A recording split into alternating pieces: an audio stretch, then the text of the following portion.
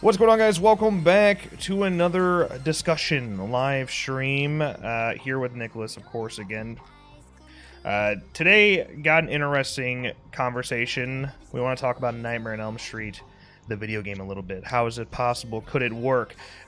This conversation started about because Blinky, with the, Blicky, excuse me, Justin Waterbury, sent this tweet to us, had a whole breakdown of, like, their original concept for a Nightmare on Elm Street game, and they asked us to kind of discuss it and dive into it. And I thought it was so interesting, and it's been on my mind for the last couple of days ever since I read it the first time. I was like, man, we should talk about it. I think it's extremely interesting. We should talk about it. So we are today. I'm going to go through what this whole concept was, and then we're going to throw in our own thoughts and how we can mix it in. Nick hasn't actually read through it thoroughly, so which I always think is fun. I like just reading shit to Nick and seeing how he responds. So that's basically what we're going to do here today. So not only will Nick be responding for the first time, but you guys will as well, which will be a good time. Before we do that, though, hashtag Who Hired Tom back again with the $5 super chat. Say hello, fellas. Well, hello to you. Hello to you. Let me know if at any point we don't sound good. I'm assuming we sound good because I don't see anybody bitching about it. And that's always the first sign, you know? Nice. Nice. Okay, let's talk about this game concept. This concept specifically is a multiplayer experience.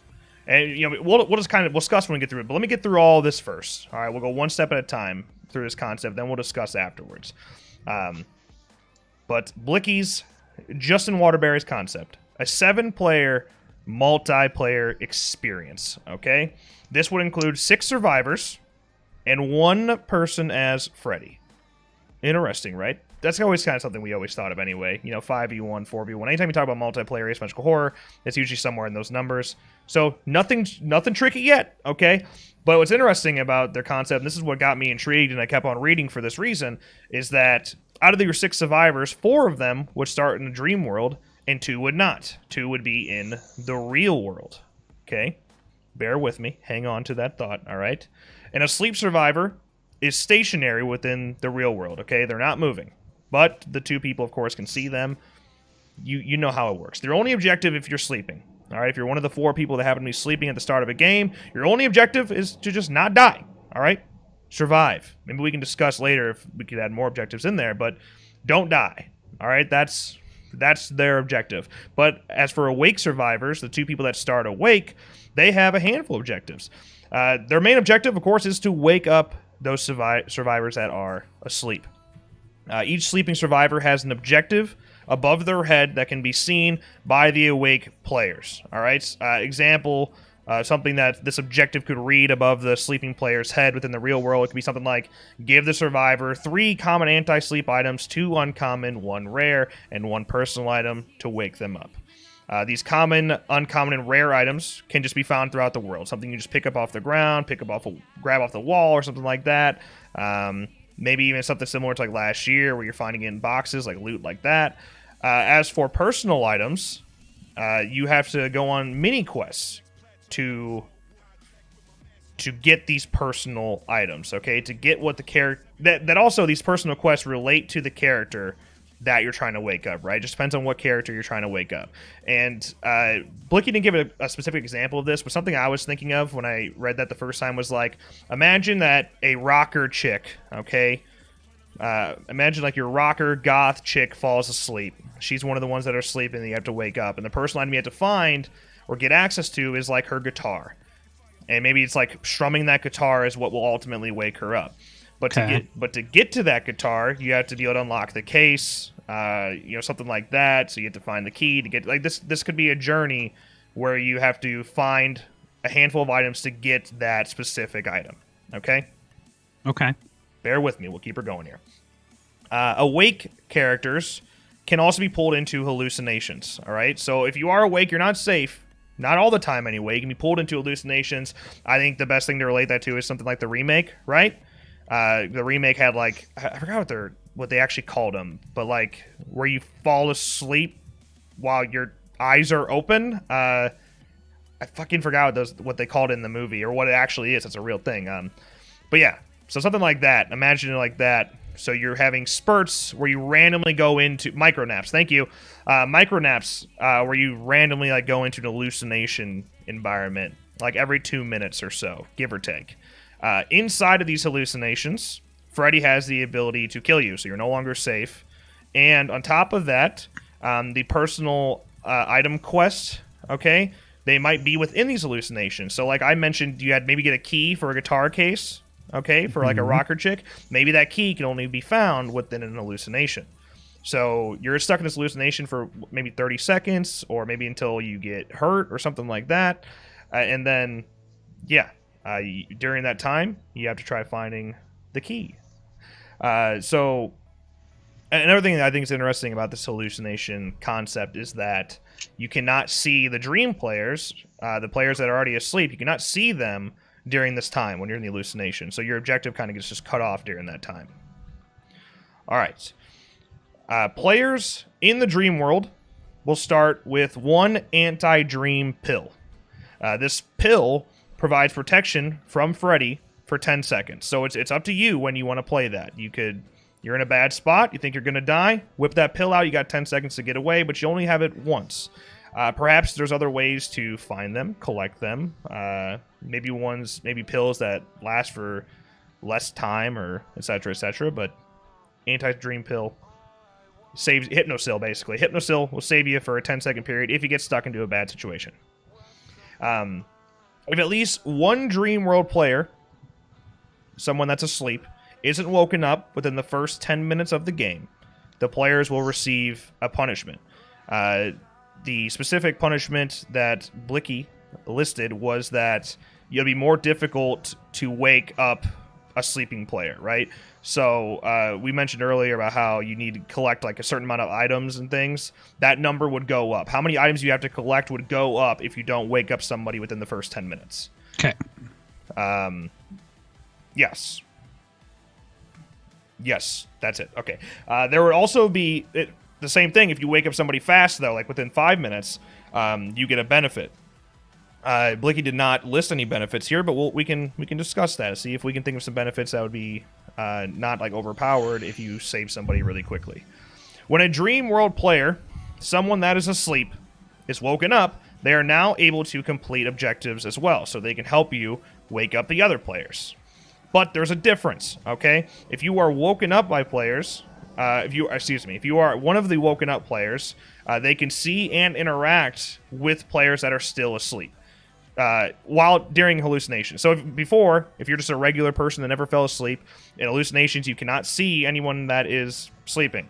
But if you are somebody that's been woken up, you can see them during hallucinations. Okay? And they also have a sensibility. If you are somebody that has been woken up, you'll have a sensibility to see the other sleeping players' personal item requirement pieces. Okay? So that could definitely help you wake up the other players if you manage to wake someone up. So that is Blick's original concept there. He said he doesn't have too many thoughts when it comes to Freddy's gameplay side, and actually would want to hear us discuss that.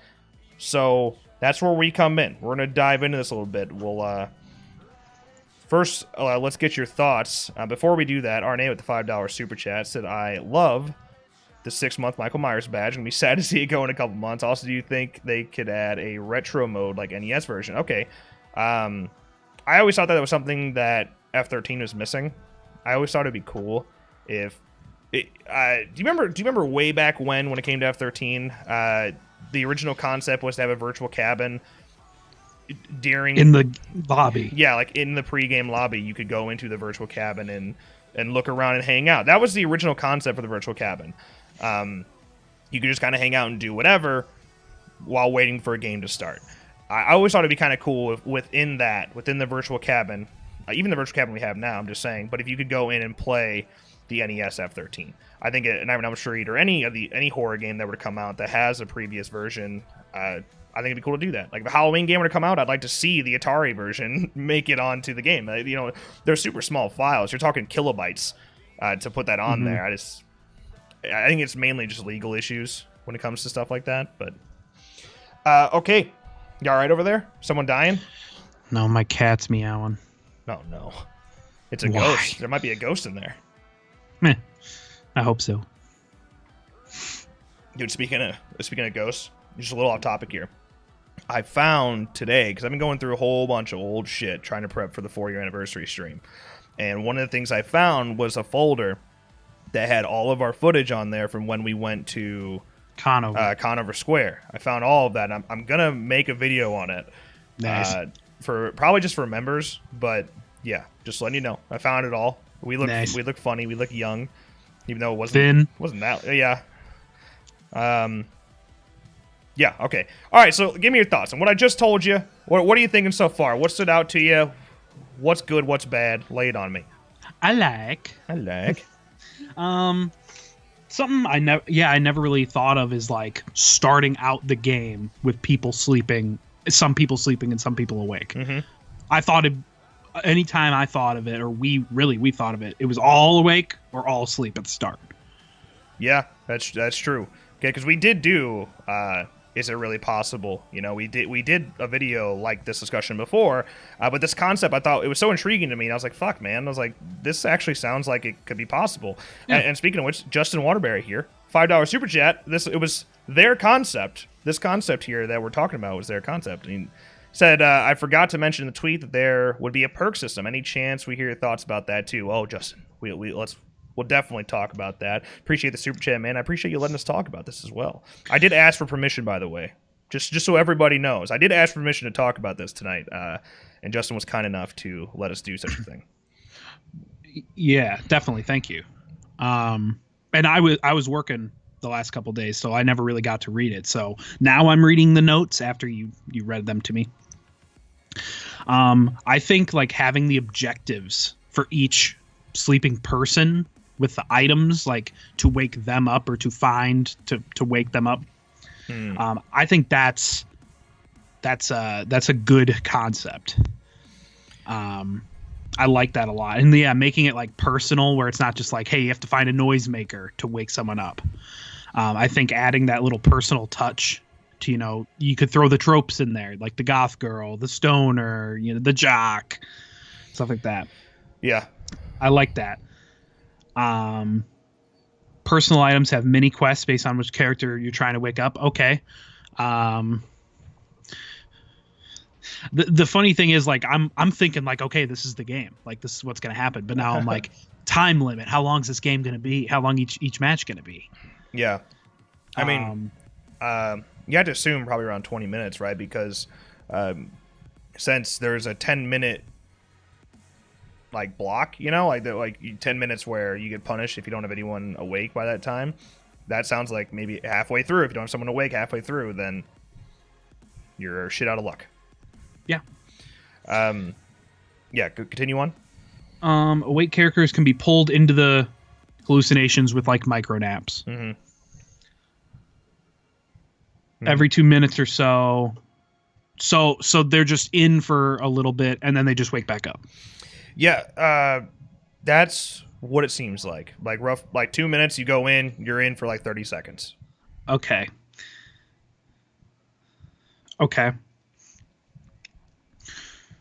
Players in the dream world will start with 1 anti-dream pill. Prevents protection from Freddy for 10 seconds. Okay. So what are... Did I miss that? What are the asleep survivors characters doing? What are they doing while they're asleep? Based on what Justin said, that their only objective is to really stay alive, because they would then be going against Freddy.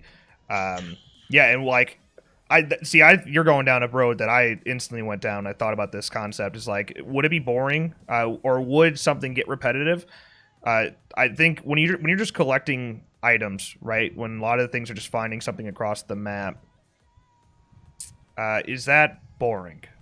Because, I mean, F-13, that is kind of what it is.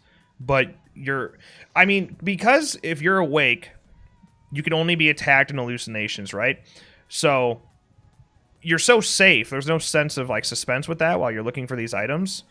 And like, how do you keep a style like that? How do you keep gameplay like that exciting?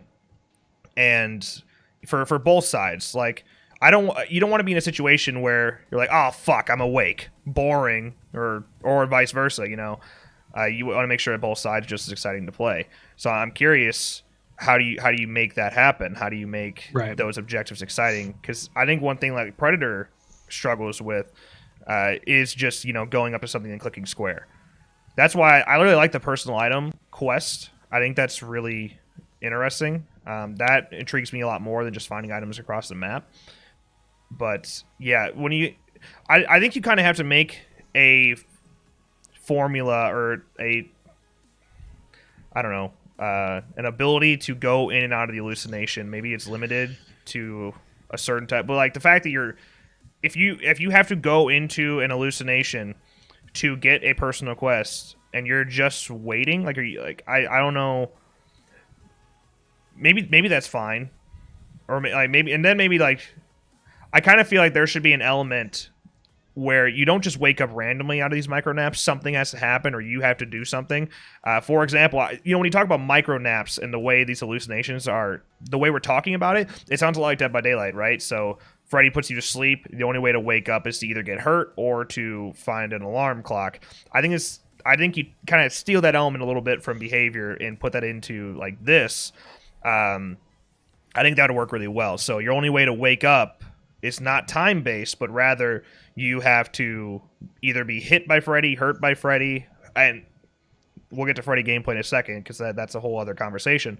But or yeah, you find an alarm clock, you burn yourself. I mean, we've seen that so many times throughout the franchise, where, you know, they take a lighter to their hand or a cigarette to their hand to make sure they stay awake. But you can use the same thing here for waking back up, getting out of your micro nap. Okay. Yeah. I mean, I think an interesting, just to be able to picture this better, what kind of locations would work for something like this? I mean, obviously, if you're looking at like, a hospital environment. I don't know why I'm zoning out the mental institution from the third movie. I don't know why, from Dream Warriors. Fuck, I hate myself. But whatever. But something like that, you could do, you know, obviously Freddy's house, a boiler room type of setting, the school, things like that. You have a handful of options. Yeah. I don't know. Yeah, then maybe you just have to go, yeah, just like Junker. generic places. Weston Hills, thank you guys. Yeah, maybe you just have to go to more generic locations as well. I mean, Crystal Lake is a location, I Church, guess. church as well. Yeah. I mean, the thing is with Freddy in a dream world, it can be whatever the fuck you want. So inside the dream, because like, if you're asleep, are you in a completely different location The than? boiler room. Yeah, are you something like that? Like, or are you just at a completely different location than those who are awake, or are you just in like an upside down like Stranger Things version? You know how like again back to Dead by Daylight here, similar to how like everything's kind of goes grayscale. You know, like Hmm. the color changes pretty drastically. Hmm. Would it just be like that, or would I guess it kind of has to be like that because you have to be able to find people when you're like if you're awake and you go into hallucination, you're able to still see the players that are asleep. Oh wait, yeah, I don't know, or maybe I think it'd be cool. I think the coolest way to do it would be have it be completely different when you're asleep. If you're in a sleep character, you see something completely different, but like every door, every hallway, whether you're doesn't matter where you're at, but it matches the environment you're in. Does that make sense? Like Hmm. the scale, the blueprints are the same, but what you're seeing, what's actually inside these things is completely different. Right. Imagine like Spider-Man Homecoming. Yeah. Imagine that. Or Far From Home. Far From Home is what I meant. Yes, Far From Home. Yeah, with the like Great film. the projectors. It's like Great he's film. yeah, great flick. I love it. Uh, yeah. So I guess off of that little conversation we had there about the gameplay itself, how does Freddy work? So if Freddy can only attack you when you're sleeping, whether that's in your micro nap hallucination or those who actually start sleeping, uh, what do you do if everyone's awake, you win? Like that's not really said here, but I'm just assuming. So if you wake everyone up, you win, right? So is there a way that Freddy himself can manage? Like, I think this is something that maybe it's Freddy's responsibility to pull in the two people into those micro naps. Maybe it's Freddy's choice to bring you into that world, and then he could even strategize if you have to go into an hallucination, um, to get a part, to get a part for this quest, maybe Freddy's like, well, I don't want to bring you in. I don't want to take that risk. But maybe then, as a survivor, as someone who's awake, you can find something to make you pass out and force yourself to go into the dream world. Okay. Like a fucking tranquilizer or something, some Yeah. Freddy versus Jason shit. Yeah, something like that. So otherwise, like it's Freddy's choice. If he wants to hurt you, if he wants to try and kill you, he can pull you into these micro naps, or you can get in yourself if you need to, if you use a tranquilizer. But if you use a tranquilizer, like how long are you in? I guess it comes back to what I said, where you can only wake up if you find an alarm clock or if you get hurt. So, yeah. Yeah. So at the end of the match, does an alarm clock ring and everybody wakes up? So as Freddy, the only way you can win is if you kill everyone get everyone to fall asleep and then kill everyone. Yeah. I mean, that makes sense, right? Or just have no time limit. That's what Dead by Daylight does, man. I mean, the game will end eventually. Yeah. Yeah, I don't know. That's something deeper to yes, trigger an end game collapse situation, like start an end game for this. Yeah, you'd have So to. that it doesn't literally go on forever. Right. Yeah, that's a playtesting thing. You have to figure that out Yeah. through playtesting. Yeah. Okay, so yeah, let's talk about Freddy's playing. Like I said, maybe you could pull the awake people into the micro naps into their hallucinations. I think Kingfish brought up a cool thing though. It's like, can Freddy take over a player's body to kill another, like Jesse, or like we see in Freddy versus Jason? So he can kill people that are awake. Maybe he could go into somebody, that's sleeping. I don't.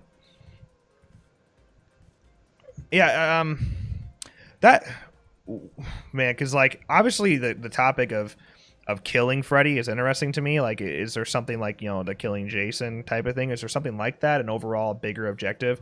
And obviously the natural way to think about killing Freddy is to grab him and pull him out into the real world. So you have to time it with somebody who's awake to wake you up at the right time while you're grabbing Freddy. I mean, that probably seems too complicated and unnecessary. I'm just saying, like, maybe something worth thinking about. But yeah, so if you're playing Freddy, I mean, because I don't know if I kind of mentioned this, or maybe I actually like went over it, but chases in the game.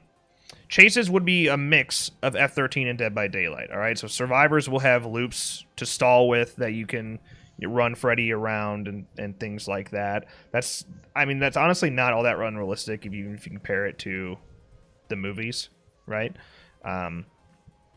But what ability should Freddy have that actually make sense? That they're not going to be perfect. It's still a video game, right? But what ability should Freddy have that makes sense to put into a video game like this?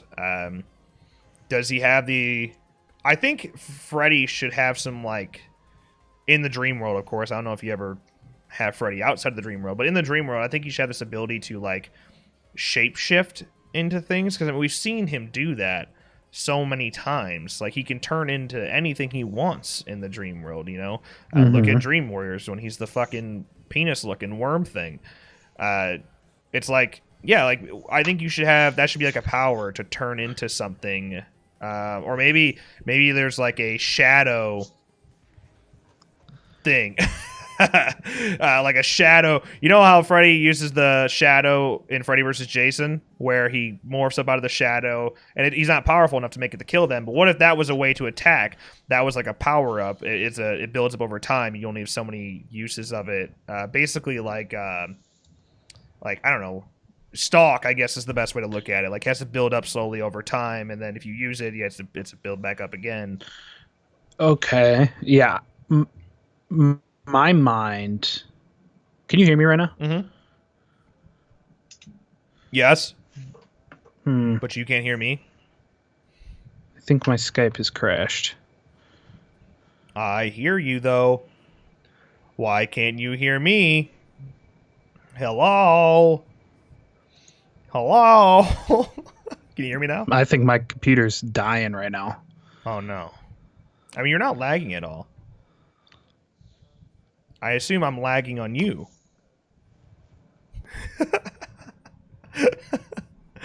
Oh my god! It literally sounds like a dial-up internet tone in my ear right now. McFly, hello. Okay, maybe I'm here. I don't know. Yeah. Can you hear me? Did I freeze at all? No, dude. You were like, that was lag-free experience. You can't hear me still? My shit's fucking up so bad. All right, I'm just gonna, I can hear you in and out, so I guess I'm not freezing. So, it was just enough time to where I forgot my train of thought. Good. Okay. Man, now I feel weird because what were we just talking about? We were talking about Freddy and the shadow ability thing. Okay. I remember now. I was thinking maybe it'd be along the lines of like last year and those stealth kills. Oh yeah. Maybe it's something like that. Maybe it's not. The ability to respawn really shapes how this game is played. And I don't know if you get a respawn in a Nightmare on Elm Street style game, especially if you have 6 survivors. Yeah, I don't think there should be a respawn element. It just takes away the suspense. Can you hear me? Yeah. Okay. Oh, we're talking. All right. I think it stopped sounding like dial-up internet over here. Yeah, I just think it takes away a lot if you can respawn. I think that's something that it no longer is asymmetrical when you have respawns. You're very balanced at that point, and there's no element of the killer being powerful. So, yeah, I mean, I think every decision you make should matter in a game like this. And if you fuck up and you die, and that's the end for you. And you move on to the next game. That's what's so cool about things like this, is that you just keep playing. You just keep doing next lobby, you know? Yeah. Yeah, I don't know if it's... Would it do... I guess, yeah, it'd be similar to Dead by Daylight and Friday the 13th, where you take damage, you know, how many hits do each of these take? Is there an insta-kill like in last year? If there's no respawns, I don't think there should be an insta-kill. Yeah. Yeah, I don't know how...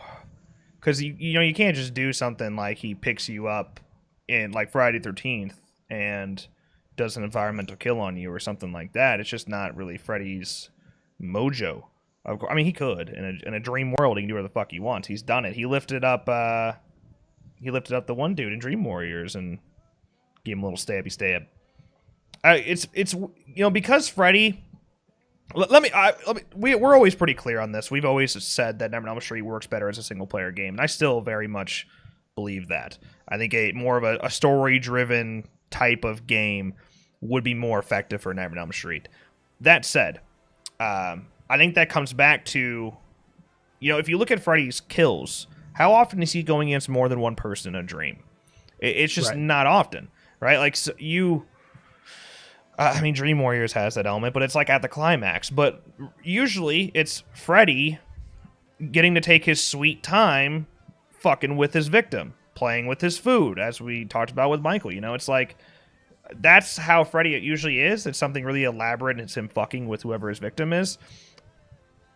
So that doesn't translate very well to a multiplayer game. You know, and him chasing you in the dream world feels wrong, because the movies say he can do whatever the hell he wants. He shouldn't be in a situation where you can... That's why, you know, Dead by Daylight doesn't really fucking make sense. Dead by Daylight's a whole different story. But if you're actually doing a Nightmare on Elm Street game, I think you kind of have to sort of address that. Of course, it still is just a video game at the end of the day, so there's nothing to get too worked up about. But I'm just saying, you know, it's the only really... There's a few examples where he takes on multiple people, but he does it in a unique way where, like, in Dream Warriors, because I know that's always going to be the example you go to when he takes on multiple people because they share their dreams together. You know, he's in the mirrors, and he's the huge worm. He's a huge fucking penis slug thing. He's big, bad, and he's manipulating the entire environment. You can't really do that in a video game. Yeah. Yeah, that's interesting. Like, how... I think that's just something you'd have to buy into. Like, having Freddy chasing after you in the dream world like you have a chance of winning. Like, yeah. In the movies, that's not the case. But this is a video game, so you have to buy in. Yeah, right.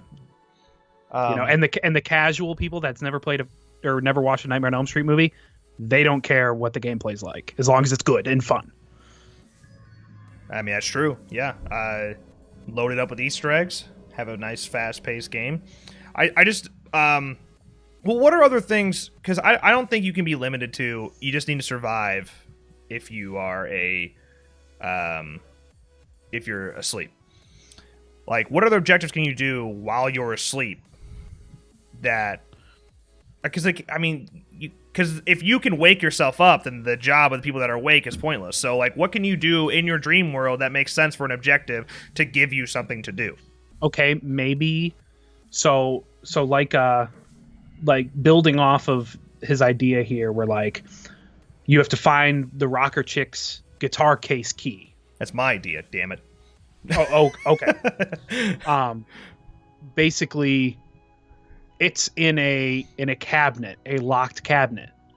The only way to unlock the cabinet is someone in the dream world doing something to unlock it. There is no way you can proceed until someone in the dream world, or there's no way you can proceed in when you're awake unless someone in the dream world does it. So if you put yourself asleep, did open the chest, woke yourself back up, now you're good. or someone in the dream world does it, and you have to communicate. I don't know if you just are just crossing your fingers and hoping that they they run to that objective first, you know? Oh man, I actually like that a lot. Have you ever seen? Remember Stay Alive? Have you seen Stay Alive? Yeah. And Stay Alive. Spoiler alert, a little bit here, I guess. But they realize in Stay Alive that in the video game, whatever they move actually happens in the real world. So like, you know, Frankie Muniz sitting over there and he drops a crowbar on the stairs, and then in the real world, not the video game world, the other character picks up the crowbar and uses it. So like, translate that to dreams instead within this video game. I think that'd actually be really fucking cool. What you have to be able to do still, though, is make it where both the person asleep and the person awake know what they have to do and don't need a microphone to communicate that. As much as you'd prefer to have microphones, right, and work together, it isn't that simple. One, not a lot of people wear mics, and also doesn't make sense that you'd really be communicating in general since one's asleep. And you really want to take advantage of proximity chat. That'd be pretty neat, where only the people sleeping can talk to each other. Then only people that are awake can talk to each other. I don't know how complicated that'd be. I'm just saying that'd be pretty neat.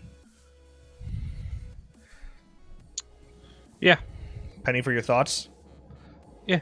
Oh no, I'll sell them for $1. Yeah. Yeah. Yeah, because otherwise, if there's not enough to do when you're asleep, other than stay alive, if you spawn in the game and you're one of these sleep players, you might leave the game.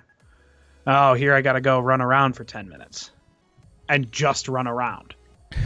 Like, there has to be something. You have to be able to do something. There has to be some objective for the asleep players, which then gives some incentive for an awake player to take a micro nap, get some shit done, and then wake up and continue the quest. Yeah. I mean, yeah. Okay, let's go back to Freddy. What are things that can make gameplay interesting on the side of playing Freddy? So let's say you had the shadow thing. Okay, that's one thing. That's a cool little ability. How many hits does it take to down somebody? Or can you? Okay, so like in downing somebody, is that even a thing? I don't know if it really should be. Can you just slash somebody down like Jason does? And if you can, what other thing can you do to really interact with your environment? Because I think if you're gonna do a game like this, step up your fucking quality a little bit, step up your budget, and let's add some really cool and unique kills to it.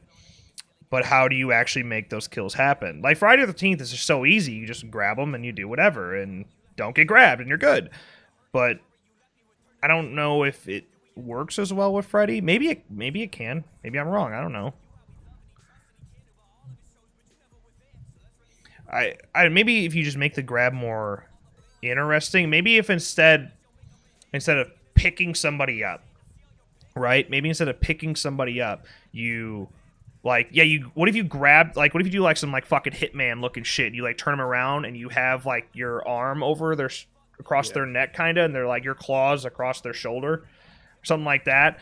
And then he has the ability to kind of like drag you around and then interact with the environment. Otherwise, if he doesn't want to do that, some of the kills he could activate, like Jason can, is like, he could put his claw right through you. He could, rip off your arm. He could, I'm just saying, there are some grab kills you could do. Of course, switching weapons is not really a thing with Freddy. Right. Different gloves, though, that is a thing.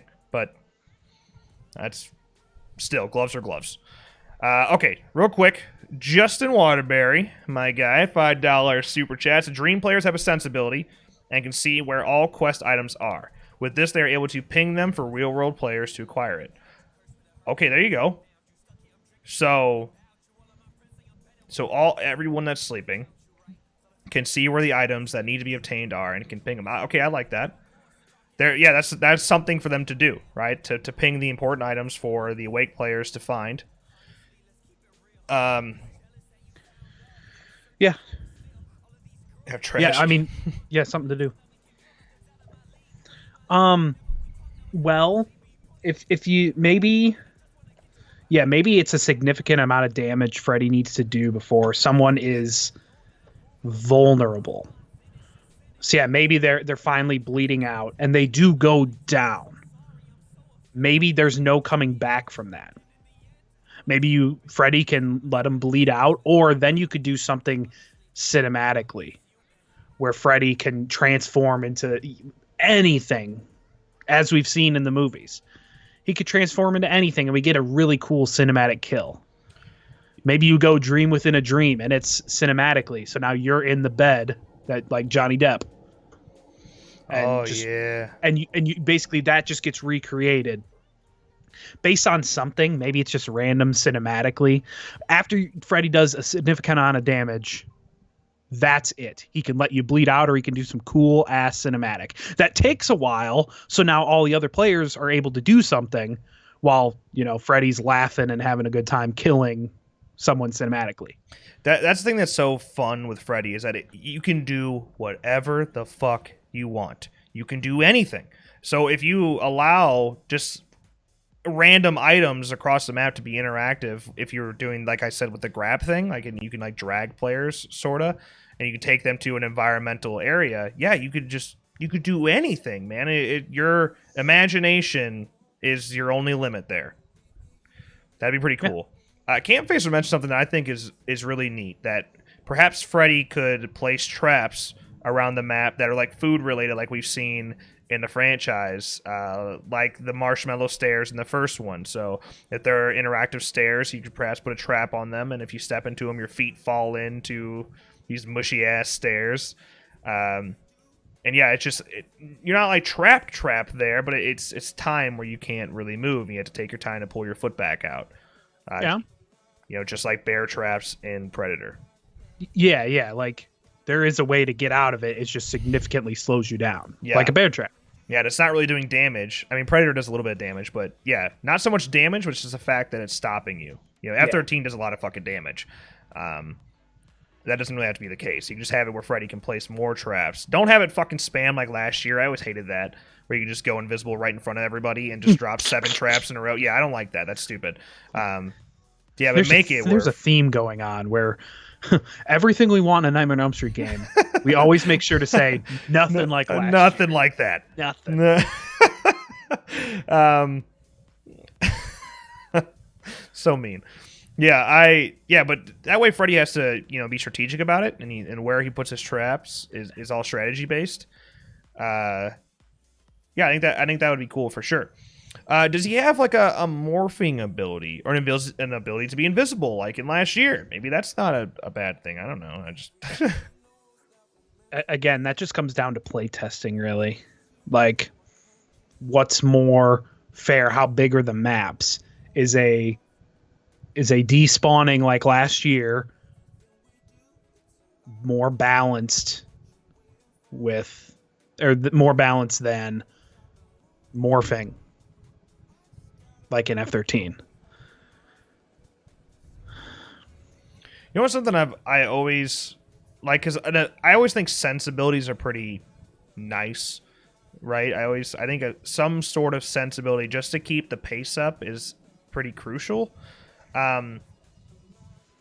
So if Freddy, like we were talking about, if Freddy has the ability to bring somebody in the dream or in the real world into the dream world, how can he sense them? What makes them look different? And one thing we always were confused about when it came to like Grendel, rest in peace, Grendel.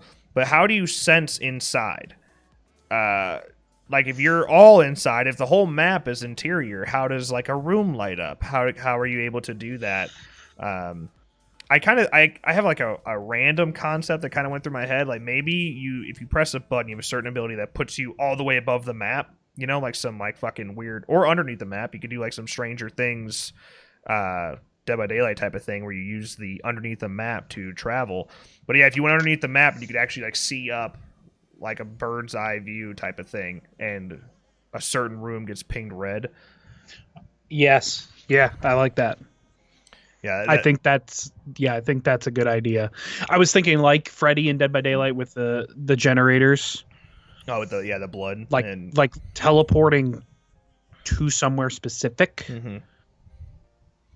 sort of like morphing, but I think like yeah, that's better. Like the Demogorgon digging. Yeah, it's like despawning in last year, but you can't just pop out anywhere you want. You can get to a certain room or a certain hallway or whatever, but you can't actually just pop up out around a corner and start hitting people with a fucking axe. So here's something I think is kind of deep. Okay. So sort of building off like Predator with a heat sensor. What if Freddy's ability to sense someone is based on a fear meter? When you're not scared of Freddy, that's how you beat him.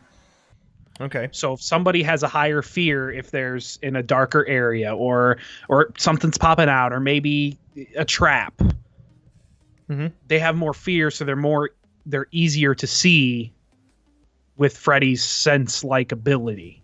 Where if somebody is not and getting objectives done and not falling for traps, I guess maybe they're harder for Freddy to see since they're not scared. Yeah, so I like that. But first of all, the fear people forget, but a fear meter is a thing in F13.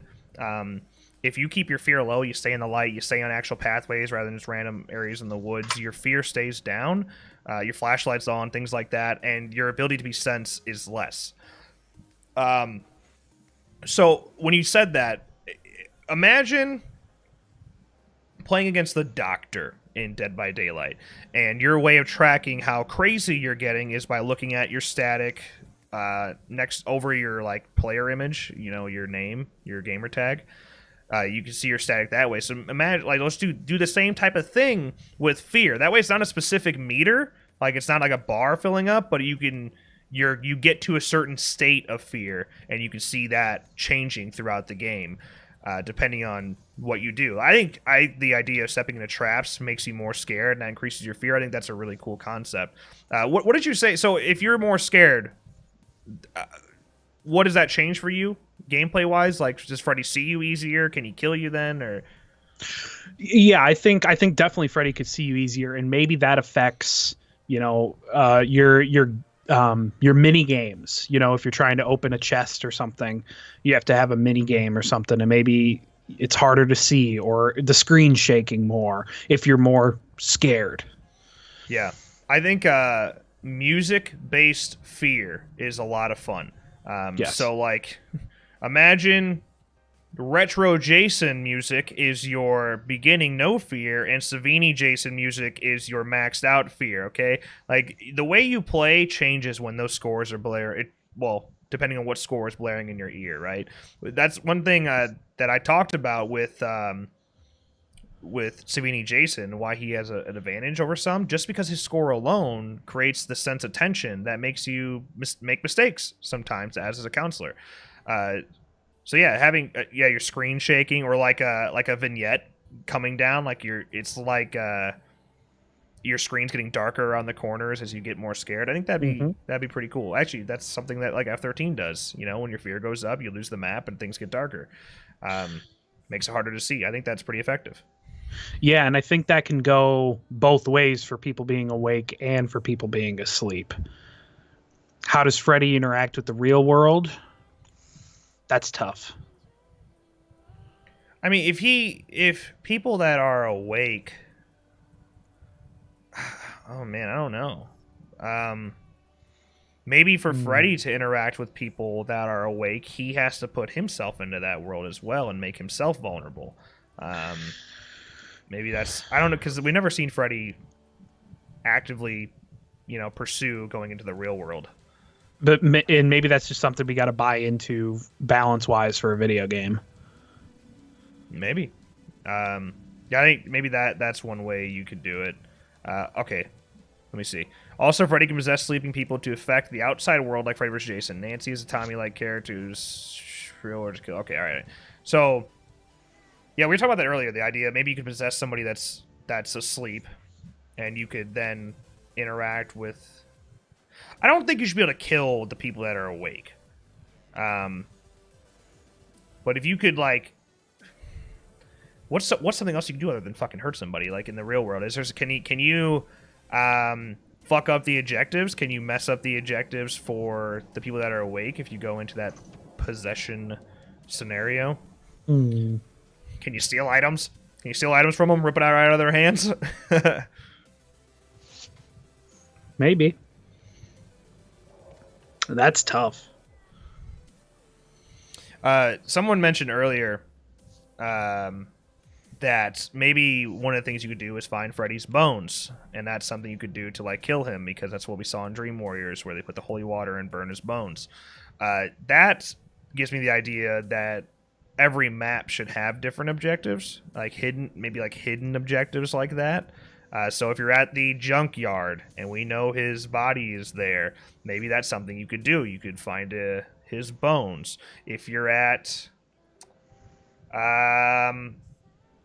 let's say you're at his house. You're at Freddy's house at 1428 Elm. What if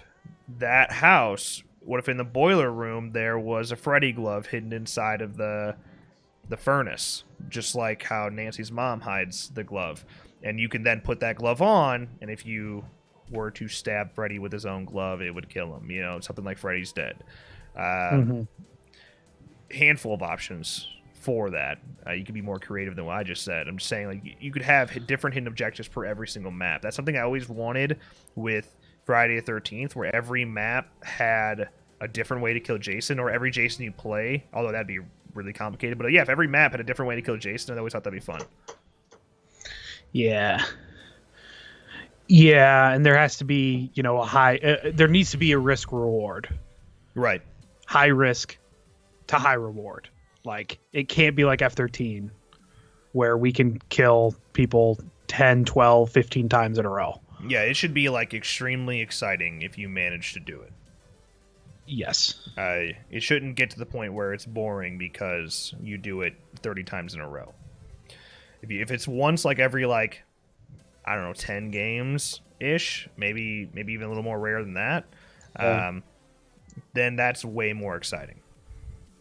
Like, it's just that hard, and Freddy can stop it, and then once it's very easy for Freddy to stop, Freddy has to be very preoccupied to not be able to stop it. Have clues around the map for Freddy's bones locations. Be cool if the more scared you are, the more weird stuff you start to see. Like you see Freddy all the time, or you see the stuff that's not really there, but the player would think that they are. Yeah, you could do...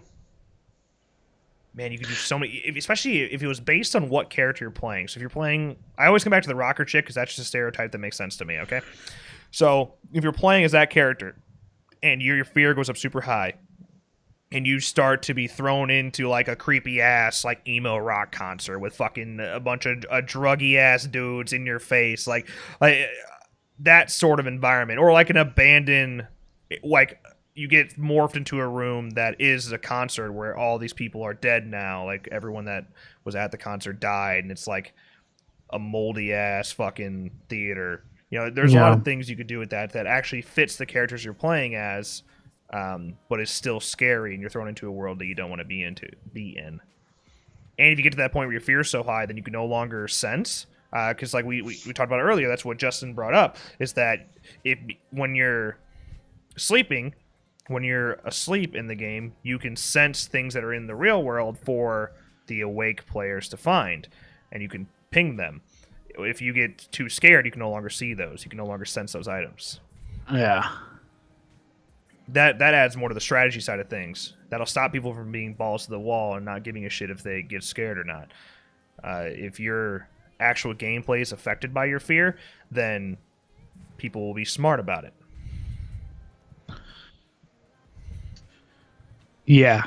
And everything we just said takes, is very, very, very complex. Mm-hmm. Yeah. So that's really hard to do. We're not even game developers, and that's hard to do.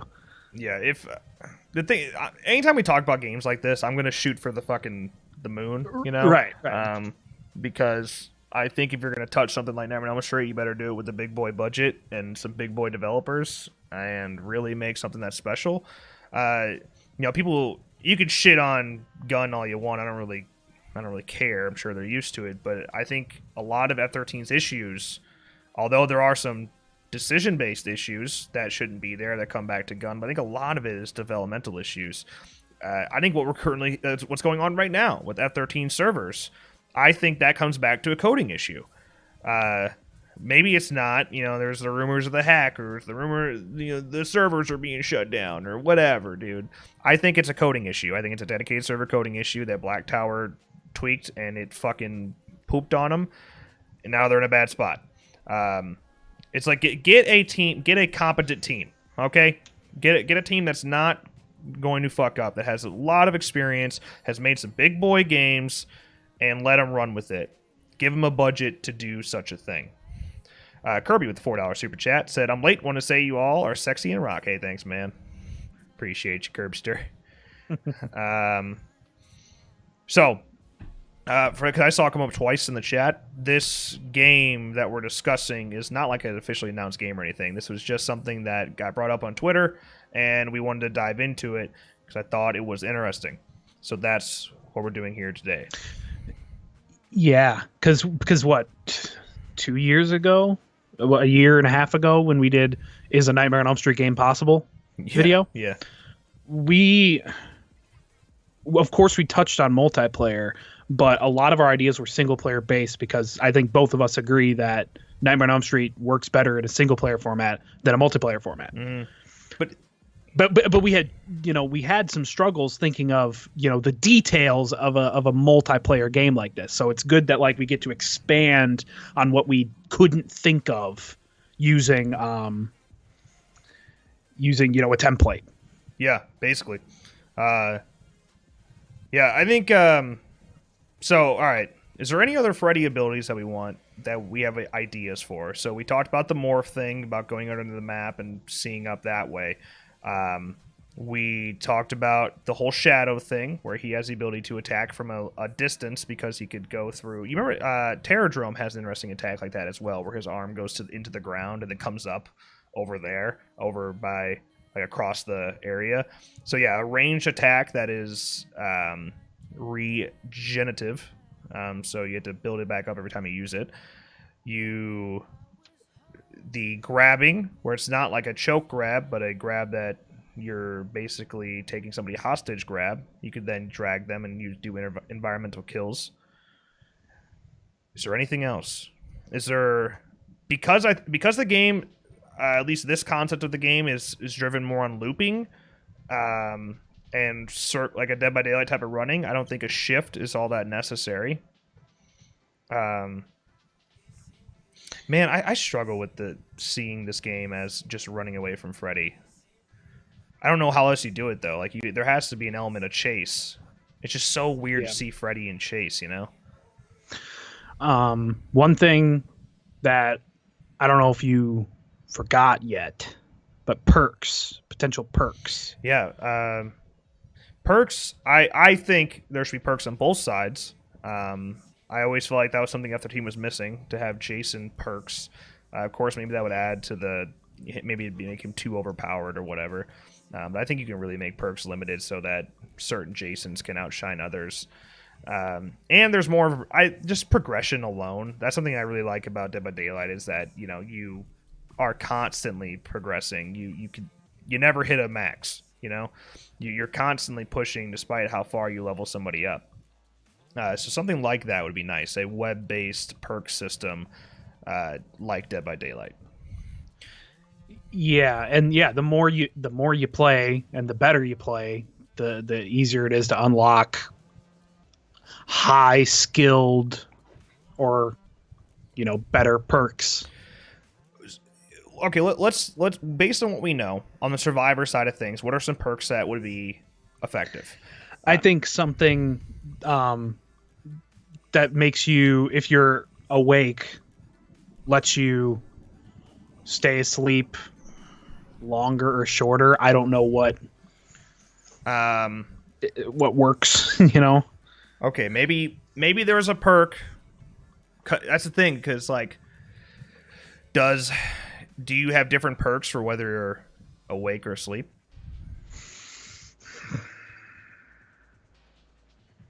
I think it's no. I think you rock if you rock 3 perks that work only when you're asleep, and you end up being one of the people that are awake. Mm-hmm. I think then you're SOL. I think you want to balance, because I think in a way, like, you're going to be a cross between awake and asleep at some point in every game. Right, theoretically, yes. Yeah. All right, so yeah, Justin just mentioned that you could start with more than one anti-dream pill. The first thing that came to my head was that the anti-dream pill lasts longer. That's a perk. Maybe you get 15 seconds instead of 10 seconds of being invincible. Maybe a perk that allows you to get out of traps quicker if you step into Freddy's traps. Maybe a perk that gives you a one-time ability to wake up whenever you want if you get pulled into an hallucination. So rather than having to go to an alarm clock or have Freddy hit you to wake up, instead, to get out of that micro nap, you can just press and activate that perk and you instantly wake up. And that's up to you during the game when you want to use it. See, I'm just trying to if you have a sensibility on Freddy, an ability obviously to help with fear. Your fear increases less at a time. Your ability to be sensed is less. Items, if you're asleep, items that are in the real world are because maybe your sense is only a certain distance, mm-hmm. So the distance in which you can sense items in the real world is increased.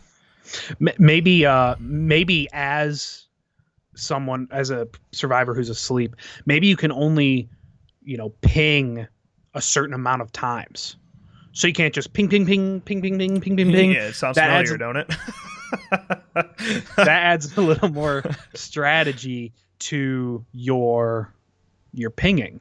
So maybe there's a perk that gives you, X amount of more pings per game. Yeah. Or maybe your ping lasts longer, something like that. That way you can just ping something and walk away, and it'll still be on whoever's awake's HUD. Simone mentioned Dream Warriors related perks. Yeah, how far? Because we could go down that road where it's literally the Dream Warriors versus Freddy. That in and of itself could be a multiplayer game. So, do you become the Wizard Master and you're able to shock Freddy? Maybe that's a power-up. Maybe that's something worth discussing. Maybe we are Dream Warriors, because Dream Warriors is probably the most beloved Nightmare on Elm Street film out there. You could argue that for sure. So maybe, like, it is a 6v1 experience, but you are the Dream Warriors. And you, as a Dream Warrior, have the ability to build up that power. Let's stay on the track of the Wizard Master. So you build up this power over time by doing objectives or running away from Freddy, getting points, however that is, your XP-driven type of gameplay. And once you do build that up, you can activate your Dream Warrior power once a game. Or maybe more than once a game. Maybe you can build it up multiple times. Mm-hmm. But I would say, yeah, once a game probably. So you can turn into the Wizard Master randomly and shock the fook out of people. But if you're going to do it that way, if it is Dream Warriors, you can't make it where everybody can be the same character. Everybody has to be a different character. Some like Rainbow Six Siege type of character selection. So if you don't get who you want, shit, that sucks. Maybe next time. And you, instead of being the Wizard Master, you're the bad chick. You're the beautiful and bad. You could just, it changes depending on who selects who, how fast you select them, just like Rainbow Six Siege. Or maybe it's a draft. And it's a random order every time. Who gets to pick what character? Like Siege, right? Oh no, Siege isn't like that. No, Siege, you just kind of who clicks faster. Yeah, like League of Legends. Yeah, there you go. Goes. Yeah, I think it's random. Sometimes you'll get to be able to pick first. Sometimes you'll be stuck with whatever's left. everybody's in the same scenario.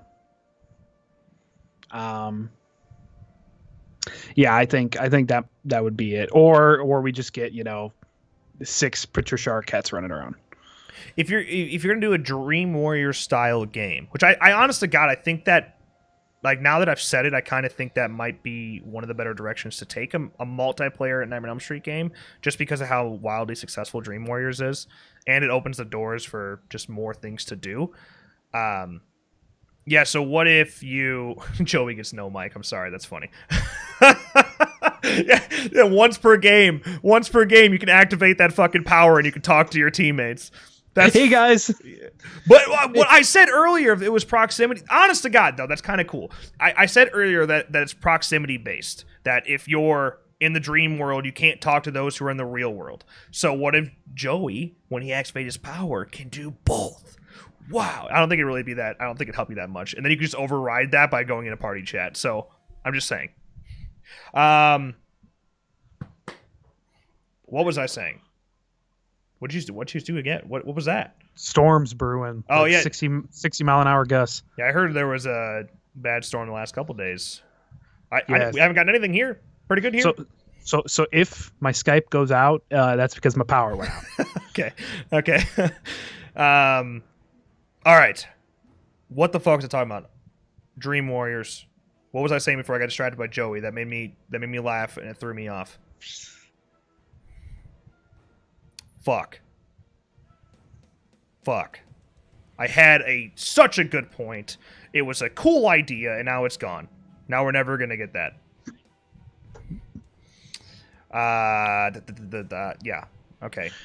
Yeah. Well, some of the perks, like we talked about, like maybe those are like offerings, similar to Dead by Daylight last year. Well, I think, where it's just one game use and then they're gone. I think you kind of have to do something like that, just because having offerings, things that go away after just one use, it creates that system I talked about where you're always progressing and you always have something to look forward to. Like me, dude, I waste all of my blood points just trying to get a fucking flashlight for Meg. Like, that's all I do. I waste all my fucking blood points to try to get a flashlight for Meg because I only have so many uses for that. If I die, it's gone. So something like that, maybe items, offerings, things like that you could bring into the game that go away after you die or the game's over. Yeah, and I think what did I see? Justin said like real world, like a perk that real world players start with a certain amount of quest items automatically pinged. I think that works better as like an offering where it's like a one-time use only and then it's gone until you get another one in a progression system, because that's valuable. Yeah, I agree. Imagine going into a live stream, Nick. Imagine going into a live stream that says live discussion on it and being frustrated when there's a discussion. Imagine being that stupid. Imagine having that low of an IQ. Also, oh man, you said that you'd rather watch a game that doesn't exist. Oh, you know what? You saying that makes the game actually exist right now. Let's play. I'm just saying, man. Like, fuck. Like, Also, if you would have just said, if you would have not said, the derogatory term, you probably would be able to talk in this chat still. But you showed your age. I'd put you like 9 or 10. So, that's free. Goddamn time. Bye. Okay, so one of the things I kind of got something back from where my thought process was. One of the things I was thinking of when it came to Dream Warriors characters is, does the element of players, some being awake and some being asleep, still work with Dream? I mean, I think it does. I think that concept still works. We saw that in Dream Warriors, where they were watching one sleep and guard them, kinda. So yeah, I think that element works, and it also just makes more sense if you're following Dream Warriors as well, because in Dream Warriors she had the ability to bring people together so that they share the same dream. So it makes sense everybody's asleep is in the same world together. Yeah. Yeah, I don't know, man. I just kind of like that idea. Characters that you already know, that are already established, all in the game together. You could easily, I mean, not easily, but you could probably collect most of those voice actors. One big thing is you got to have Robert. I just saw that get mentioned. Yeah, Robert, of course. If Freddy's talking, you're probably. I mean, you don't have to have Robert. It needs to probably look like that Freddy. Otherwise, you're wasting your time, kind of. But yeah. But why wouldn't you have Robert other than he charges way too much for the budget? Yeah. Like, but if you're making a game like this, you have the money to get Robert for voice. It's voice acting too. It's not anything physical. Right. It's a couple days of voice lines as Freddy. Yeah, it's gonna kill your voice for a week. But yeah, no, you 100% need Robert. I mean, you could bring in the remake Freddy. I don't really care. Like Jackie Earle Haley can even do lines if he wants to for that Freddy, because you probably should have the ability to select different Freddys. Although it'd be difficult. It'd be difficult to make those skins all look unique because there's only minor differences. We talked about this with the Halloween game. It's like, of course, you're gonna want every Michael from every movie, but in a video game where you're limited. And graphically, you're limited. Can an H6 Michael really look all that different from an H2 Michael? I mean, yes, in the real world, in the movies, I will notice the difference 100% of the time if you put those in front of me. But in a video game, how hard would it be to make just a white mask look different every time? And right. It's not like Jason, there's very distinct differences in every Jason. So yeah, would that be difficult with Freddy? Even Freddy more so, because you're talking very detailed skin textures that are different, and teeth are different, and slight color changes. The ones that really stand out that would make Freddy different that you could unlock maybe is like Super Freddy. Super Freddy would be kind of neat. Or maybe a non-burned Freddy, if you wanted to go down that road, where it's just Robert Englund in a trench coat. Or Wes Craven's New Nightmare Freddy, of course, is unique as well. That's more of, you could do those, but after that you're really limited. You could do some custom ones, some Savini Jason type of styles, huh?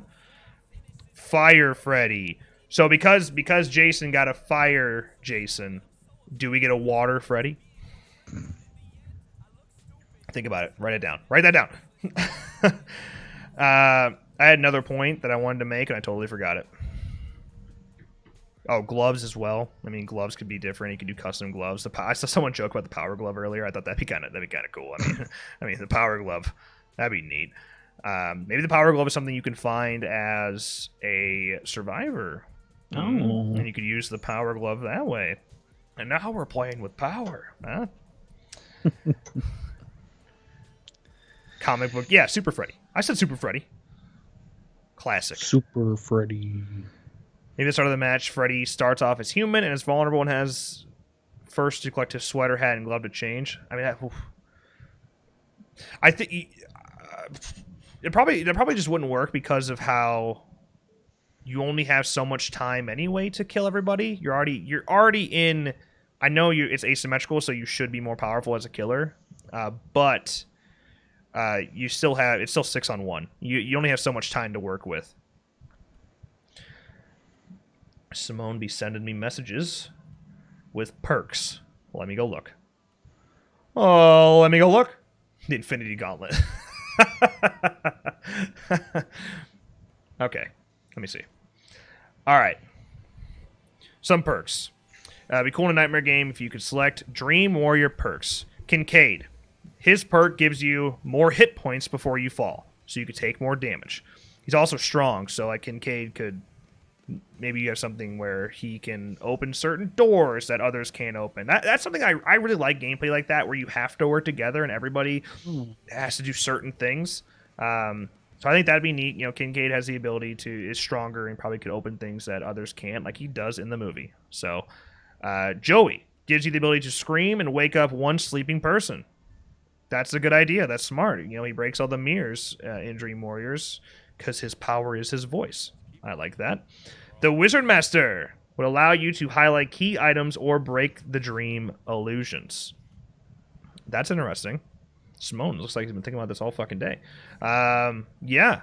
The to break the dream illusions is interesting to me, like the hallucinations. So you could wake up somebody that's, or if you are you saying like if you are playing as a wizard master, you could pull yourself out of an hallucination anytime you want, or whenever that power is available? I mentioned a perk like that before, so maybe that works. That makes sense. Kirsten allows you to pull in awake players. And then if you're communicating properly, assuming the voice chat is a thing, yeah, you could really plan that out properly. Because otherwise you got to use a trank like I talked about earlier. These are good ideas. I like this. And Tara's, she starts you with a weapon maybe. Yeah, because Tara didn't get to do much, She just she was beautiful and bad. That was pretty much it. And then she got, drugged up. She didn't really get to show off her power too much. She just got to look cool in her fucking leather tights and shit. She didn't get the ability to do too much. Maybe she has a knife. Maybe she could stab Freddy. Something like that. That one kind of makes sense. I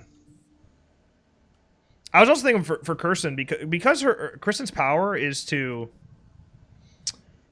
she has this ability to be super acrobatic, and maybe she can run up walls and do backflips. How crazy can that get? Or maybe you're just faster. Maybe you're just faster as Kristen, and you can I don't know, maybe jump. Maybe if there's obstacles, like Dead by Daylight going through windows is kind of what came to my head. Things like that. Maybe you can go over those faster as her. Handful of options. What about Philip, the puppet master dude? Philip. We didn't get to see Philip's power though. He just had the ability to. He didn't have the ability. He just made puppets, but then he became a puppet. So we didn't get to see his Dream Warrior power. Also, Nancy, I think, needs to be in this mix. Perhaps she's a power character. Maybe you're Kirsten. Okay, maybe that's who she can pull in. If everybody's sharing a dream and just Nancy's just not there, maybe that power once a game is to pull in Nancy. But if you do that, that means it would be AI. Unless it was like a hero like Tommy. Yeah, you can. Kristen can only use her power when somebody dies. Maybe when two people are dead, or two or more. Yeah, and you still have to. I think the concept of having to earn your power is still one that I like. You have to earn your Dream Warrior power. Yeah. So yeah, if whoever's playing Kirsten sucks, and they don't get their power up, then Nancy never comes in. And that's we talked about spawns and why respawns be annoying. That's your one equivalent of a respawn. That's the one you get. And that's not so much that it's distracting and stupid, right? Like some games last year. Yeah, right. Not pointing any fingers or anything. Simone messaged me again. As the Wizard Master, you could break out of those dream hallucinations. You get you break out of the dream illusion you get when fear is too high, like the rocker chick seeing the concert of dead people.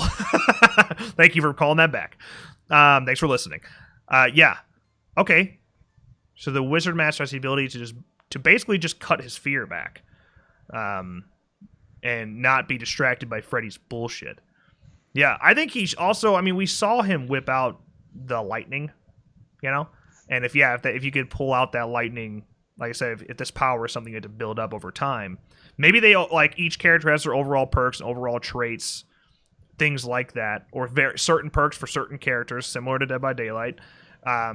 But then they have the ability on top of that it can build up over time that allows them to do specific things, like the Wizard Master being able to shock Freddy. Maybe Kincaid, what did you say Kincaid's ability was? Because I talked about him breaking down doors, but Kincaid gives you more hit points before you fall. Maybe Kincaid is something where he can also be more powerful And maybe he has the ability to throw something. I don't know. Fucking throw. He can start throwing shit at Freddy if he has a certain amount of power. I don't fucking know. You can be creative all you want on that one. Joey screaming to wake one person up. I mean, you don't want to... Because if the game is driven on this concept of you win if you wake everybody up, you don't want something that's like, hey, Joey screams and wakes you up. I mean, I like that. I think that totally makes sense, that his scream does something like that. But maybe he screams and it makes Freddy deaf. Not like deaf, where there's like no sound in the game, but maybe he can no longer hear. So let's assume that if a player steps into a trap, that Freddy hears it, okay? Maybe that goes away for like a minute or two when Joey uses his power. So if you step into a trap after Joey uses his power, Freddy won't know it. He won't be alerted. No more being alerted as Freddy. Something like that. Yeah.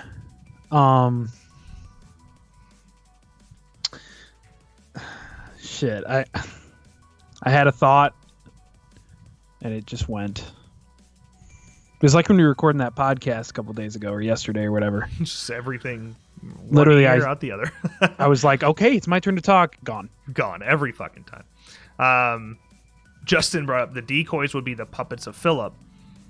I don't know what you mean by decoys, but the puppet masters spawn in. Like Philip could make puppets of himself as a decoy, so Freddy thinks that whoever is playing Philip is asleep. Oh, yeah. Like, but how many fucking Dream Warriors are there? Who do we got? We have Tara, we have Kirsten, we have the Wizard Master, we have Joey, Kincaid, and then Philip. That'd be your 6. Am I missing somebody? Does Dr. Gordon ever get into the mix? No. Why not? I'm just like trying to like quadruple check. I'm not missing anybody. No, well, she's not a fucking Dream Warrior, but that Welcome to Prime Time bitch, her, and Nancy would have to be a hero character in some way, shape, or form. But yeah, well, that's interesting. I'm intrigued by that. You guys ever notice how weird I look if I just put my head right here? I look like, if I was bald, I look like I have just an unbelievable forehead. Like, it looks like my head never ends. I know this is completely off topic, but it looks like my head never ends, right? Doug Dimmadome, owner of the Dimmadome Dimmadome. Yeah, dude. It just looks like my head just keeps going up. Oh, wait, right there. It's like, yep, I'm Jimmy Neutron. But yeah, just gotta stay low. Make sure if you don't see my fucking little wave of hair here, it looks stupid. Jesse's sunglasses, Nancy's diary, Glenn's jersey, special items that can give perks or team-based boosts. Yeah, or those could just be the items that you have to find for those characters, like we talked about earlier. Those personalized items. True. Oh, God. Well, Jesse's sunglasses. I mean, yeah, if you could find specific Dream Warrior items, like for those characters, yeah. But those are some other things. I like that idea that you could find like Easter eggs. Yeah, you can find Easter egg items that give a team boost, yeah, like stamina or fear, etc. Those truly have to be random, though. They can't be like F-13 random, where there's only so many gas locations, there's only so many battery locations, right? It has to be like truly random, like as random as drawers, right? Like there's no predicting where a pocket knife's going to spawn in a drawer. You can predict where spawning on like a picnic table and shit, but that's different. Yeah. And yeah, the Jennifer. Thank you. I don't know, because the Dream Warriors, it's really only 5 people. Their dream powers are only shown to 5, right? Because we never see Philip's power. She's a special power to headbutt TVs. We never see Philip's real power. We don't see Jennifer's, unless I'm just fucking crazy, but I don't think so. And Nancy, does Nancy really show a power at all? Nancy's just fucking Nancy. She has the ability to love. She's a lovely one. What if there aren't multiple maps, but instead one giant map that covers major locations from each film? You're going down like the Call of Duty Blackout road. I think I'd rather have multiple maps. And the reason I say that is because I think tight corridors makes for scarier asymmetrical games. Although Friday the 13th kind of breaks that rule, but that's why the small maps are so exciting, right? Like that's why people tend to prefer those, because it's more fast paced. Not necessarily scarier. It can be scarier because Jason can get to you so quickly. I mean, some of those Jasons can pretty much shift all the way across the fucking map on small maps. But I guess there is an element of hopelessness when you go to things like Jarvis House and you can't find anything. I don't know. That's interesting. That's one of those things that can only be answered through playtesting. Right.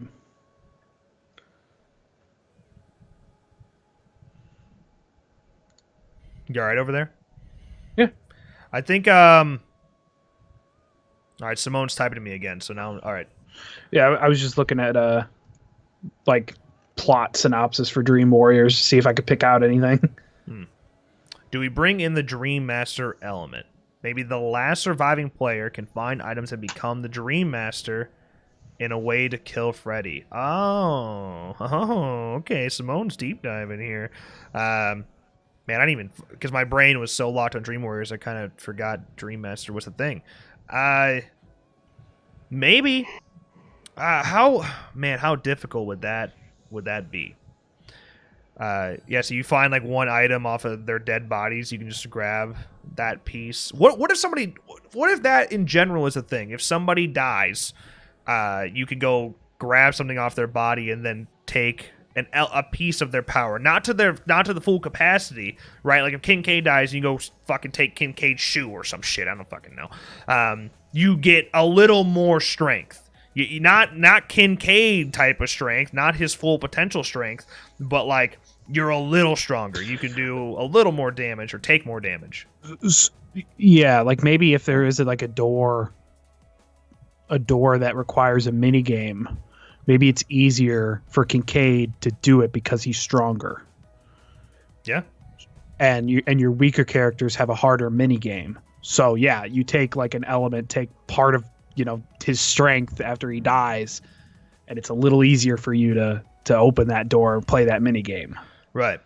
And like, if you are the last alive and you do manage to collect everybody's item, whatever it is you pick up to take a piece of their power, maybe you shouldn't be like the Dream Master. You shouldn't be able to like, unstoppable fucking force like how part 4 is. You don't want that far.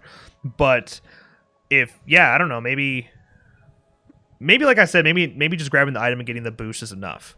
And if everyone happens to die and you can get all their boosts and you're just basically all the characters in one, I think that there's still room there for the game to still be balanced, even if you have the extra powers. Okay, Brian Bowden with the $2 super chats. Hey guys, can I Facebook friend you? I mean, I don't care. Go ahead. Go ahead. Neither of us really post on Facebook all that often. It's very few and far between, but we're there. I tend to like let the friend request build up and then just accept a bunch of them. Yeah. So I might not even be on Facebook for like a month. So half the time I don't even get alerted when I get friend requests. It's weird. And then all of a sudden I'll see like 30 there. I'm like, oh no. Oh no. So if Cursa could pull people into her dream, how would you use that in the game? I mean, I think that is instantly already a thing, right? Because you guys are... If you're asleep, you're in the same world already. Like, you guys are already sharing the same dream because you're able to interact with each other if you're all asleep. So I think that power she has, I think that's already active. You got to give her something else. So if her power instead was... Well, like I said, once a game, she can pull in Nancy. That would be her power. She can pull Nancy into that world. Let's say she's the only one that didn't make it in. That's why we don't see her. She has the ability to pull Nancy in from wherever the hell she's at after somebody dies. Otherwise, you take advantage of the acrobatic part of her Dream Warrior power and, let her move faster and climb over things faster and do fancy backflips and shit. Yeah, I mean. Yeah, I mean. You know what that's from? You know the only reason I ever say that? You should know what that's from. Yeah, I mean. Run, bitch, run. Yeah, I mean. You know what I'm saying? So how does Nancy as a hero work and get called in? Does a dead player get pulled in as Nancy? So that's what I think makes the most sense. Let's say Kirsten's power, if she were to build it up enough, after somebody dies, she can bring them back as Nancy. And that's her big dream warrior power that she can activate once a game. So he's not really calling her or anything, not like some Tommy Jarvis shit.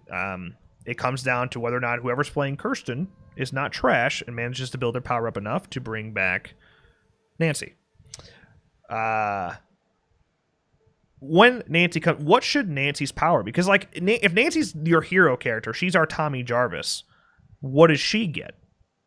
Is she like Tommy, where she gets a little bit of everything, just like Tommy's 10 out of 10 on everything for some stupid reason?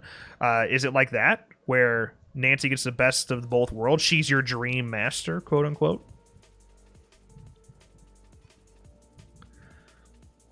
I'm asking that question to the world, I guess. I mean, I don't think she should have the same strength as Kincaid. Right. Okay. I think, but she's maybe a little bit of the power. Maybe she's average, but brings in items like Hypnosil. having Nancy be brought in that way would suck if a troll was playing Kristen. Okay, valid. If instead, because the only way, because I would say the second it can be activated, it automatically activates. So if you build up the power all the way and somebody's already dead, the second that power is fully filled, instantly that person comes in as Nancy. Or if it's already filled before somebody dies, the second somebody does die, instantly coming in as Nancy. But the only way you control then is just to be shit and not get your power built up. And the question is, how hard is it to build up a power? Do you even have to build it up I think you should have to build it up. I think you should have to earn your power. I don't think you just be able to stand there and do it. But yeah, I mean, if you're doing it that way, you're gonna be a troll no matter what. You're just gonna suck, and you're not gonna help your team, and that's how you're not gonna be able to do it. If you make it where it instantly activates and you don't activate it yourself, then Nancy always comes in. Nobody should be upset about that. The only way that you could troll somebody and not have Nancy come in is if you intentionally suck dick, which you're gonna be trolling anyway. So you win this round. And like we talked about earlier, that it's like a draft based system. So like the person that wants to be a dick as Kristen and troll everybody, you're not always going to be Kristen. You know, it just comes down to if you get a draft first, if you get a pick first before your teammates. Okay. This is hypothetical. This is a hypothetical situation. We're just discussing. I promise you, man, if a Nightmare game was announced, you would be hearing it all over the place. It'd be a huge deal, dude. Yeah. Of course, I mean, we'd be covering that shit right away, you know. But so you'd probably still hear it from us. But I'm just saying, we wouldn't be doing a random live streaming with no video and not crying and being super excited, you know. And come back as Alice, Nancy's selectable character, or the other way around. Okay, valid. You gotta have. Maybe you just have. Maybe the hero character that comes back that Kristen has the ability to pull in is based on the map. So let's say if you're... Well, shit. I already confused myself on that. If you're at the school, you pull in... I don't know. Okay, my thought process was that the reason I struggled with that so much is like, okay, if you're at 1428 Elm, then you pull in Jesse, but that also would make sense that you pull in Nancy, so that doesn't really work as well. But maybe if you're going to a Weston Hills driven map, that's when you pull in Nancy as the hero character. And if you're at 1428, you pull in Jesse. And yeah, like Alice, if you're at, I don't know. That could be your school one. That could be your school one. We see her in school a lot. It could be if you're at, let's say, the junkyard was a map. You could pull in Dr. Gordon, or you could pull in her dad, Mr. Sheriff, whose actual name I'm zoning out a little bit right now, but not the point. How about the parakeet? Valid. Parakeet could be a goddamn hero. That could be an Easter egg. You know, all of a sudden a parakeet flies around your head and then blows up. Yeah. I don't know. And then you can have interesting dialogue. You know, like because if we see like the animation of Kristen pulling in somebody, you know, using her fancy power, and then actually, I mean, she doesn't really do that. All she does is close her eyes and think, and then all of a sudden that person spawns there. But yeah, you could do that, and then she'd be like, "Wait, you're not Nancy. Who are you?" I'm Jesse. Hello. Hello. I made that one really gay movie that one time. I watched Scream Queen the other day, and I fucking loved it. And I added Mark Patton on Facebook with the hopes that I'm going to message him soon, and he'll come on for an interview. Did he add you? Yeah, he accepted my friend request. Nice. Yeah. So, yeah, I'm just like, I kind of want to hit him up. Be like, hey, my guy. I think his story is so unique. You know, he sat on something and let it, like, tear him apart for 30 years, and he finally got closure after all this time. You haven't seen it, right? You should watch it. How long is it? 90 minutes, I think. I think I can watch it on Sunday. It's pretty good. I enjoyed it. I'll have time by then. Yeah. Rio, what's going on? Psych Institution as a map would be cool. Oh, that's what I was saying with Weston Hills. Yeah, you could do Weston Hills, 1428 Elm, which could be mixed with the boiler room. Every map should have a boiler room of some kind. You know, whatever. A junkyard, a school map, a Camp Crystal Lake Freddy vs. Jason map. That probably wouldn't happen, but just saying, it'd be kind of neat. Like that's a good opportunity to do an abandoned camp Crystal Lake that we always wanted to see in F-13, but rip. Why am I like zoning out? West Craven's New Nightmare kind of gives you the opportunity to do a hospital, or a church is a good map, or in West Craven's New Nightmare you kind of have like the weird dungeon, like medieval looking dungeon thing. You could do something like that. I don't know. Negative. Well, I mean, maybe the game will actually happen, but the game, what we're currently discussing, this is all hypothetical. Just having some fun. Yeah. Just the thing I said about Nancy as an objective, it's a bit up in the chat. Hold on. Wait, where's that at? Oh, no. It's gone. There it is. When it comes to bringing Nancy into the dream world, does she become a new objective for awake survivors, or is she just there to protect and serve? Didn't even think about that. That is valid. What? Can you repeat that? Nancy, if you bring her back, she goes into the dream world because that's what Kristen's powers is, to share the dream with her. Do you then, as somebody who's awake, have to wake her up as well, or is she just there to protect and serve? Oh. Okay.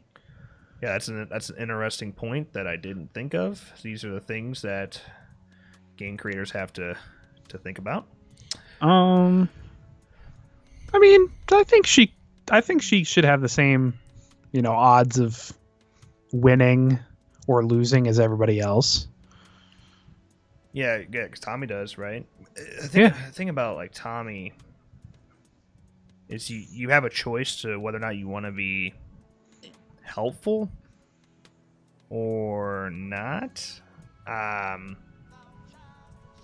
Yeah, maybe she's like easier to wake up. Maybe you have to wake her up last, or maybe she wakes up whenever Kristen wakes up.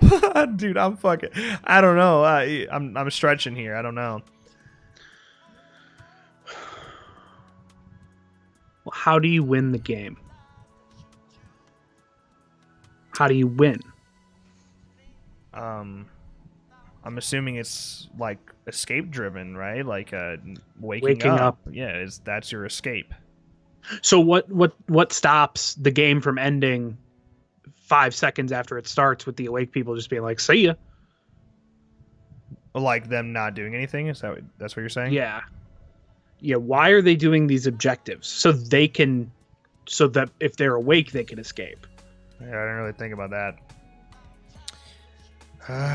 Or I don't. I mean, what if you don't do anything? Like, if you don't follow any objective or don't find any items in a certain amount of time, maybe you automatically you get pulled into the dream as well to dodge that. But man, yeah, that's interesting. You just kind of have to assume that people are going to be assholes. I know most people aren't, and they'll play the game right, but you just kind of have to assume that they're going to be assholes out there.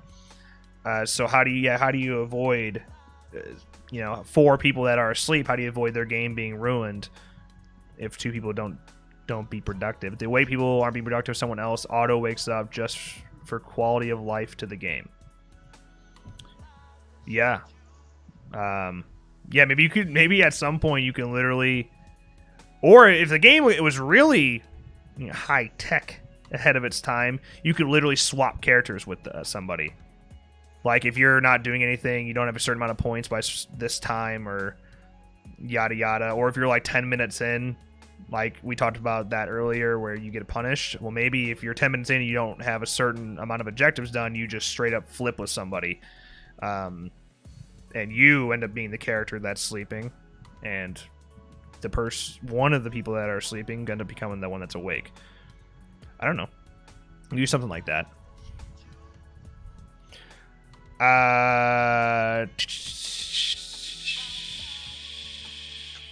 Killing Freddy, of course. Yeah, that's an option as well. Map says we're fucked. I saw Adam mention that earlier. Okay. So depending on how you actually win the game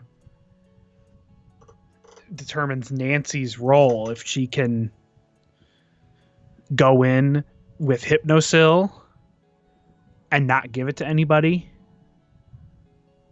I would assume it's less likely for one person to escape and win. I'd assume it's almost most or nothing. I'd assume it had to be like 3 people escape or no one escapes. Like 3 or more escape or no one escapes. What do you mean by that? Like,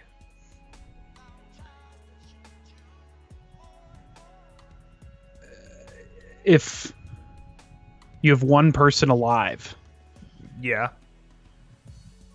how do you win? How do you escape? Find Hypnosil? Wake up? Yeah, I didn't really think about that.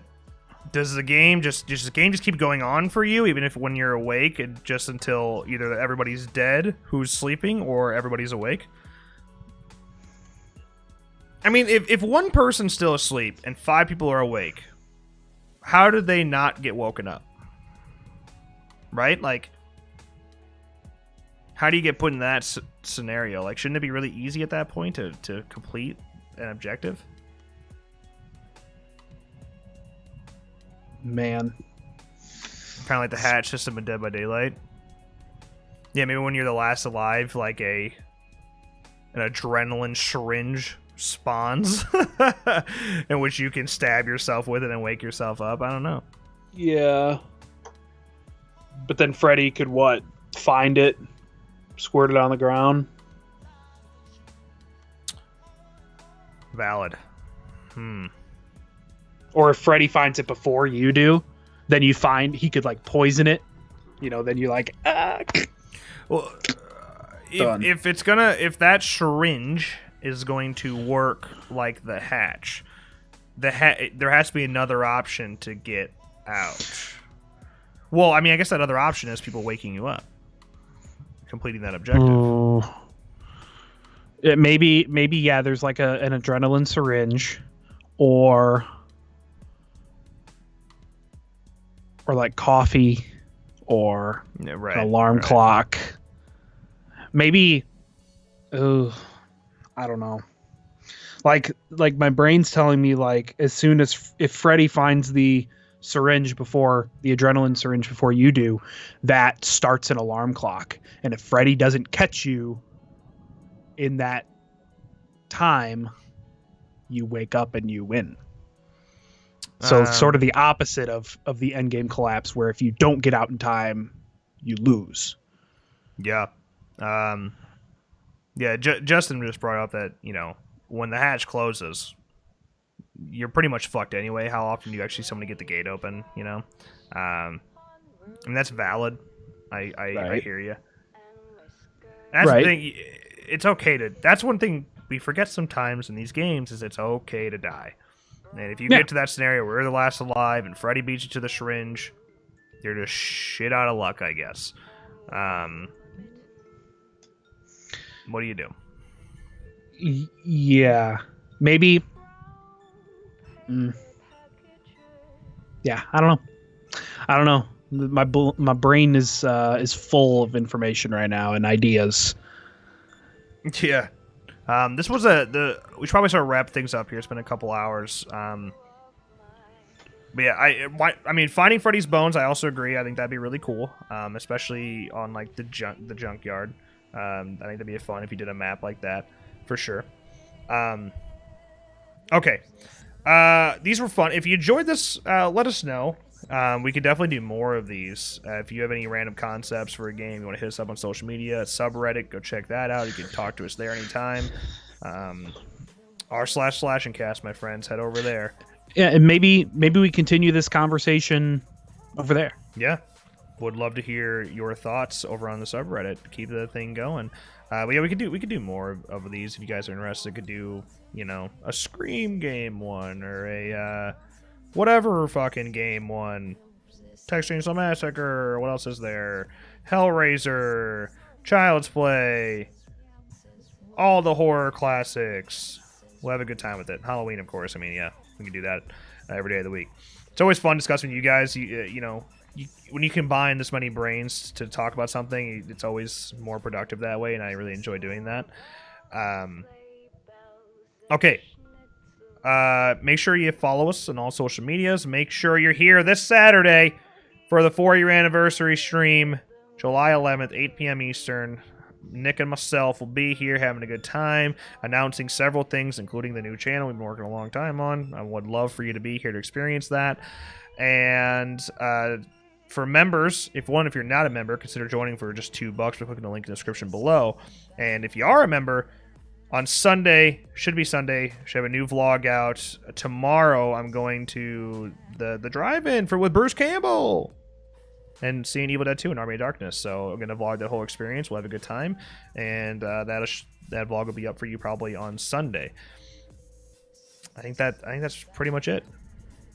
Check out the podcast network. All those links are in the description below. Yep. Okay, is that it?